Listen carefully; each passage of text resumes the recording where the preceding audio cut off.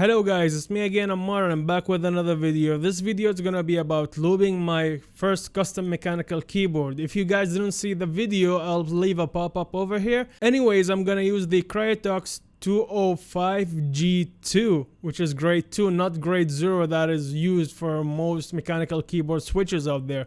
So this one's gonna be a little bit thicker than the grade 0 one. I didn't find any G0s online on Amazon at least, so I ordered the G2, which is the grade 2, and the only mod that I did to this mechanical keyboard is the foam mod to it and nothing else. So yeah, let's jump into it.